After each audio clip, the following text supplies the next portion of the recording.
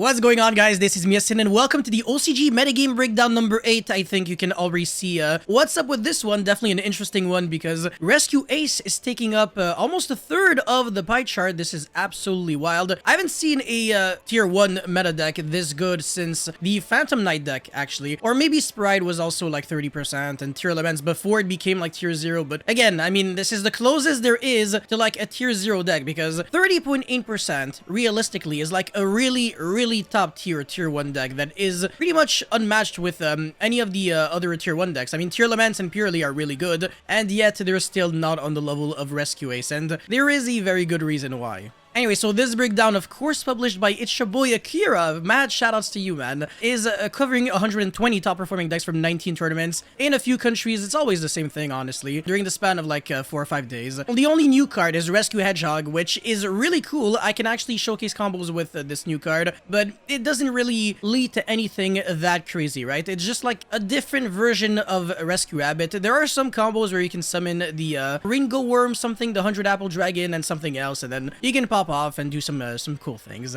Anyways, before this video starts, you already know the drill. Friendly reminder to smash the like and subscribe button. It really motivates me a lot to keep making videos like these, and now let's get right into it. So obviously the number 1 best deck is Sinful Spoils Rescue Ace. This has not changed one bit since the last breakdown. So it was 37 on this one, and last one was 25.9%, so 48 out of 185. So if anything, we actually have even more Rescue Ace, like conversion-wise, in the top cut. Because again, you know, these breakdowns, when you see them, it's not just the decks that people are playing at locals, right? It's just like the actual top-performing decks. So the people who are topping events like locals or whatever kind of events they have in the OCG. I know it's completely different out there. I don't even know if they have regionals the same way we do. But yeah, this is wild. Every single build is playing with Sinful Spoils, which is an extremely good engine. Again, it's one monster with 4 spells. 3 of them are kind of like engage-esque spells, and one of them is like a 1-for-1. There is like no bad cards to draw in the engine. They're all gas, and one of them is like a draw 1 on top of doing everything else that your other cards are doing. And the reason why it has so much synergy with Rescue Ace is because you get a special summon a level 1 fire monster from the deck with the Sinful Spoils 1-for-1 card, and Hydrant just happens to be the level 1 fire monster that you're always trying to summon.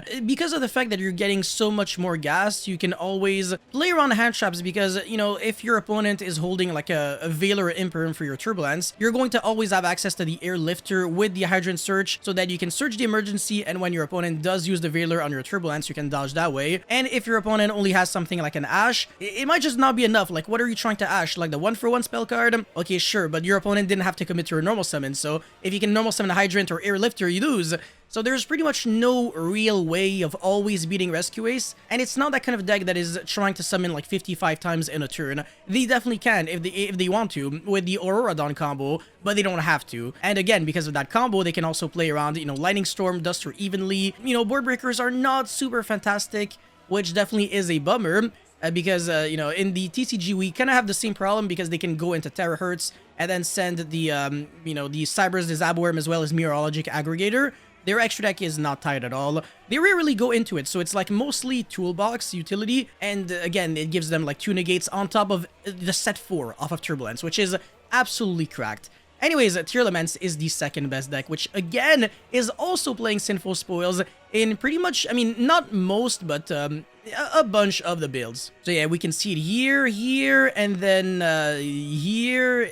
That's about it. But also we can see some Horus Tierlaments. So again, it is another one of those extremely good splashable engines that can also be played with Centurion, which is coming out, I think, soon in the OCG. In the TCG, we'll be getting it November 17th. I absolutely cannot wait. It is the deck that I will be grinding the living crap out of. I'm gonna be playing Centurion pretty much every single tournament, I think, because I genuinely believe it's the best deck when it's gonna come out. I don't know, that's just like a bold prediction. It might age poorly. You know, I actually said like a few years ago that Flunderies was gonna be like tier 0. Yeah, it's more like tier 1. It was really good, but it wasn't like tier 0. I did say that Tearlaments was gonna be tier 0. Everybody called me crazy. They were like, yo, come on, the deck is like complete garbage. And yes, it did end up being broken. So yeah, sometimes those predictions are good, sometimes they're bad. Yeah, no, Tierlaments is, I can't believe it still exists in the TCG, but the OCG, sorry. But again, it does make sense because even though they have like one Reno Heart, one Field Spell, and then every other hit that we have, they still have Chaos Ruler, which is a complete bullshit. So yeah, obviously they can mail way more than us, and they also have Curious.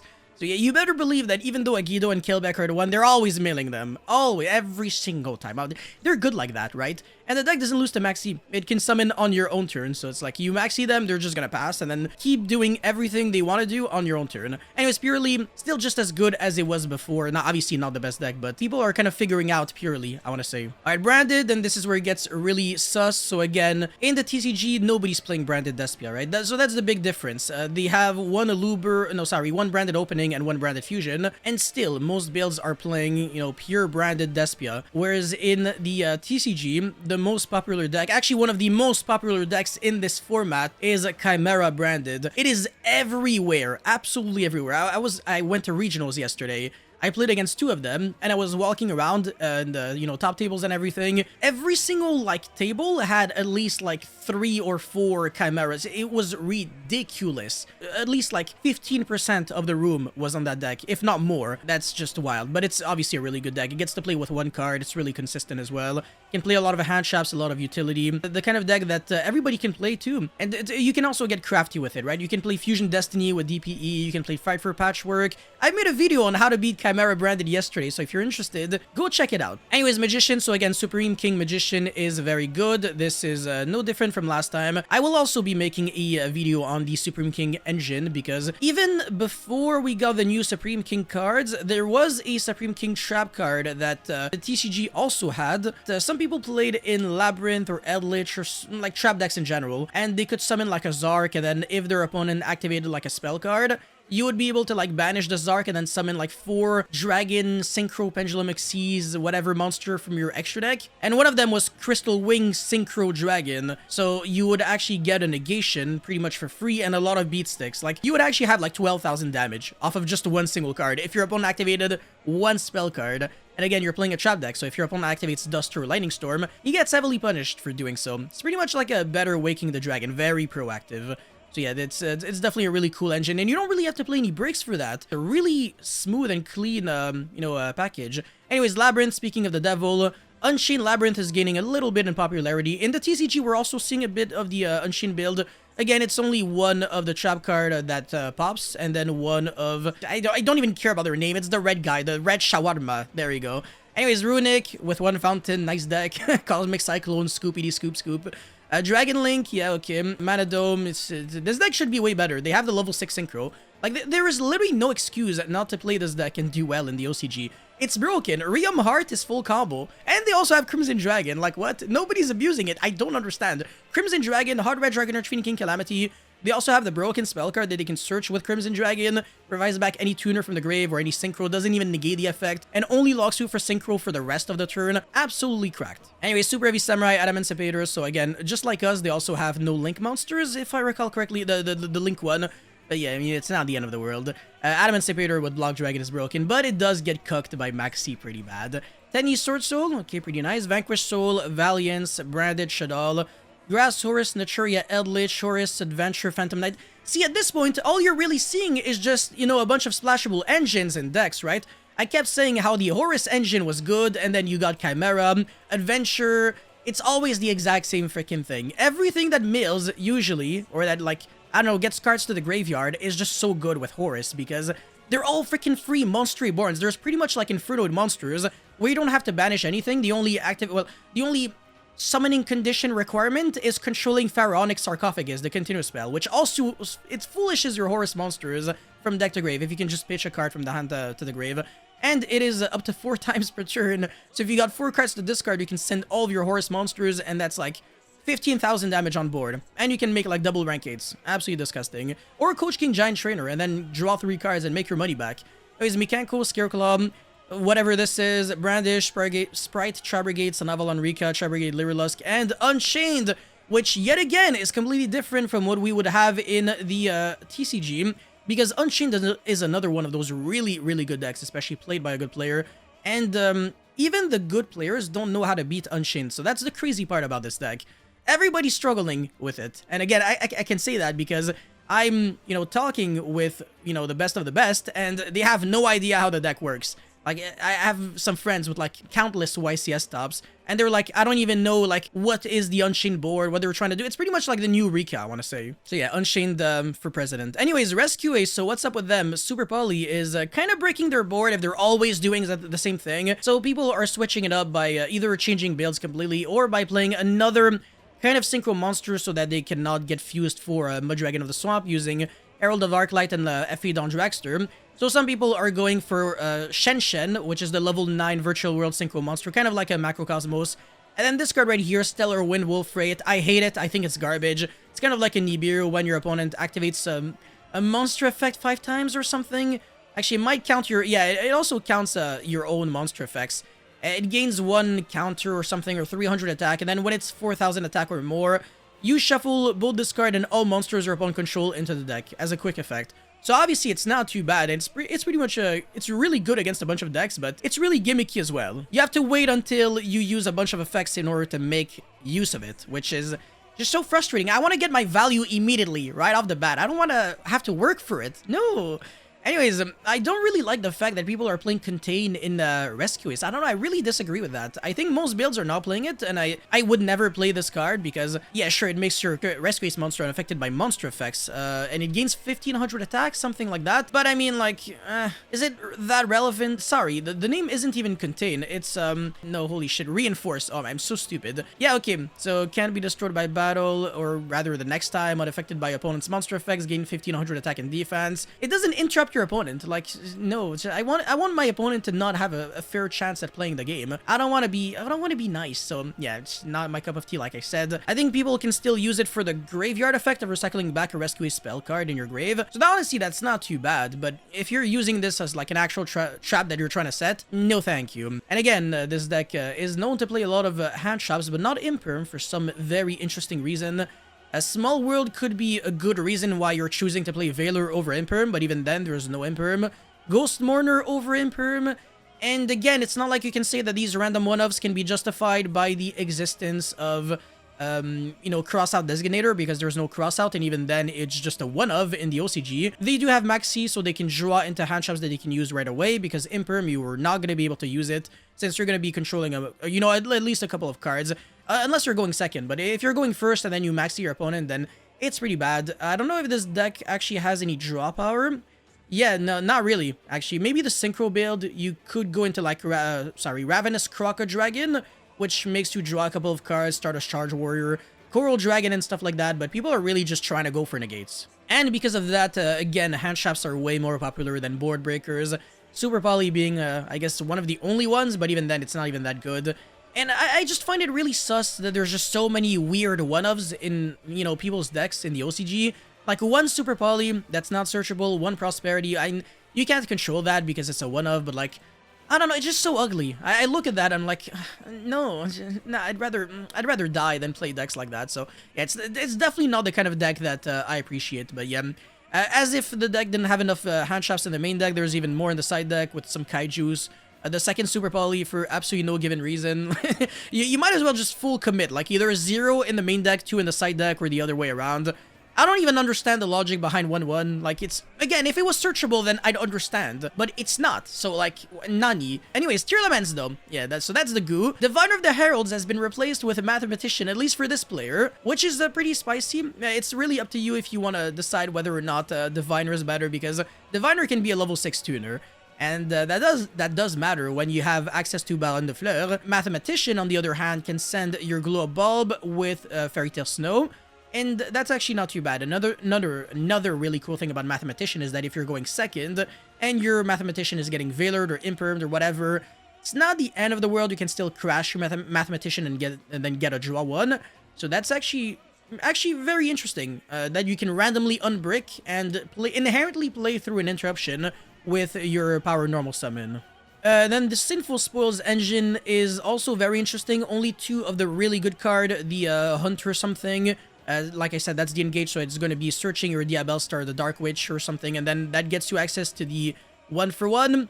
And then you're going to be shuffling back the 1-for-1 into the bottom of the deck or something, draw 1 card. So that's, you know, what all those cards do. And then with this card, you get to summon your Jet Synchron from deck, which gives you easier access to Chaos Ruler if you have the Tierlaments Kashtira, which is, of course, very easy to search and you're always trying to have access to that card. And then you have the Jet Synchron effect in the grave so that you can revive back and then make a Hot Red Dragon Archfiend Abyss using the Chaos Ruler as well as the Glow Bulb. Sorry, Jet Synchron or Glow Bulb, actually. It's the exact same thing. But one thing about Glow Bulb is that there is a combo in only the TCG, not in the OCG, because it does use Diabolantis, the something, whatever, the insect guy. You get to send, I forgot the name, but it's the Pineapple Dragon. And then when you try to destroy it, you get to send Glow Bulb, and then you can revive back. Glow Bulb doesn't exist in the TCG, but there is Spore, which is almost the same thing, but for poor people. And then you get to do things, but not really cool things, because you don't have access to Chaos Ruler. It's so freaking annoying. Yo, Konami, just please make me happy and unban Chaos Ruler. I would love you guys forever. But anyway, side deck, a bunch of spell cards. I always have Eye Cancer every single time I see that grass looks greener in a 41 card deck list. It's just, what is this? Like, bro, I understand, again, you're going second, your opponent might use Desires, especially if you're playing against Purely. And then your opponent still has like 15 cards in deck, you have 40, and then you still mill like 20, but it's just so weird. So it is very weird, and also it's not like Inferno. I mean, nah, never mind. Yeah, you can mill like a lot of really insane cards going second, so it's only a going second card, not a going first card, but I haven't seen like a 60 card Tearlament build in a minute. That would have been disgusting. Imagine going second, your opponent activates Desires, you're playing 60, you're gonna be milling like 40 cards, guaranteed you mill all your names, like every single time. And then you also mill like Fairy Tail Snow, Shuttle Beast, and all of the graveyard effect cards. And then you just win. This is so beautiful, but yeah, no, it's too much to ask to have that in the TCG. Come on, just put it back to 1, or 2, or 3. I love 60 card decks. Anyways, Purely, the last deck that we can cover here. So what is interesting about Purely is that originally people hated the field spell. They were only playing like 1 or maybe 2 copies. Now people love it so much that they're playing 4 copies with Terraforming. So that's the new play. And people are actually cutting triple tactic talent. So 0 board breakers whatsoever. Only hand traps and only engine cards. I can guarantee that your Purely cards, your main Purely monster, is never gonna whiff, because you got 3 of every single card except Sleepy Memory because you can't play more. Even the freaking trap card is a 3 of. It's just, yeah, they have to play 3 because they have less consistent access to the E Purely Noir since Sleepy Memory is at 1, and of course it's really hard to search. But still, actually, 8, 11 hand traps, that's a huge number for a deck that, yeah, can actually afford that luxury.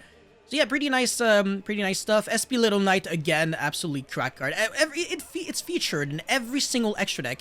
Again, especially Rescue Ace can play it, because if you want to try to Veil or Imperm them, they can just banish themselves, and then they get back their Turbulence on the end phase, and they resolve through whatever you have. So it's honestly an unfair card. There's pretty much like no real counter to them, but Nibiru can be good if they're trying to go for SP Little Knight, because SP Little Knight is always going to be like 4 summons. They have to summon 2 monsters and then turn one of them into a Link 1, and then link off that Link 1 with the other monster for SP Little Knight, and then summon the Turbulence, and then use its effect. And the Turbulence effect is not unsummoned, so that your opponent can Nibiru you before, and you're probably gonna die if that happens. So Nibiru is actually not too bad against Rescue Ace if they're playing around Veiler and Imperm. Because if they're being really minimalistic and they're just going like, okay, normal summon Airlifter, search emergency, and then summon Turbulence, destroy Airlifter, and then, you know, Turbulence effect, it's kind of game over, actually, because Nibiru does nothing. They went to 2 summons, but then Veiler and Imperm destroy them. So, you know, it's you pick your poison, basically. Oh, and by the way, Retaliating Sea, very insane card. It's broken against Purely. It's pretty good against Chimera, obviously, even though nobody plays it. And it is not too bad against, against Tierlaments, it's not that relevant. Like, they have Grief, and then they have the Sinful Spoils 1-for-1. Polymerization, but nothing else, so it's not that great. You wouldn't want to main deck the card, because it's not applicable. It's not that applicable. Against Rescue Ace, it's also not that great. It shuts down a few of their plays, but not even that many, because they don't care about the graveyard that much. Again, as a matter of fact, they can side shifter if they want to. They're probably not going to be doing it, because it's a little counterintuitive to, you know, with their follow-up play. They're going to have, like, it's not too bad, because, again, the field spell can recycle back cards from the banished, but it's just that you're going to be missing out on a free, on a bunch of free grave effects, like I think the Emergency can banish itself to get back one of your traps. Again, the Reinforce can get back one of your spells, and then this gets you a draw. Whatever, it's again, not the end of the world. But yeah, Purely is, again, very interesting. Lava Golem with Sphere Mode in the side deck, only as one-ofs. I don't freaking understand people in the OCG, because it's not like you can freaking search it. So again, very interesting, especially with no Small World again. One Ghost Bell, one Retaliating Sea, one DD Chrome. Someone really has to just explain me what's going on here. But the Dimensional Fissure is definitely really spicy, and it's not the first time that I'm seeing this, because this only banishes the monsters from the field to the graveyard, if I recall correctly. No, sorry, any monster actually, because it does protect you from Veiler, and I don't think it protects you from Maxi. I think you can still use Maxi. I think Maxi is like a discard, not a send from the hand to the grave. Never mind, actually. Yeah, if you activate Dimensional Fissure, your opponent is forced to chain Maxi to it, because it is not a discard. You have to send it to the graveyard as a cost. So you can protect yourself from that in a way. You know, your opponent maxis you, and then you just chain your quick play spell cards, and then you summon a kitty, and then you summon another kitty, and then you make like an Experience Noir and like one summon on your opponent's turn with a trap card. So yeah, this deck is really well versed to beat Maxi in general. And honestly, just about everything. Like, board breakers don't really do anything, because all you really need is Experience Noir. And unless you have Kaijus or Xyz on core, which is like the best card against them, you're not gonna be in a really good position. So yeah, 2 Kaijus here. Bestial Monsters are only really there for Tearlaments. Phantasme is very interesting against Rescue Ace, but it's not like an interruption, so no reason to really play 3 of them. You get to play it if you want to, but it's irrelevant. Bunch of really weird one-offs too, like Dimensional Barrier, 1 Imperm. I don't even know what to say. Anyways, that's about it for this OCG metagame breakdown. Again, the same conclusion as always, so I really don't have to go over anything. Thank you so much for watching. Don't forget to like and subscribe, and let me know your thoughts about the OCG format in the comment section below. And I'll see you guys really soon. Peace.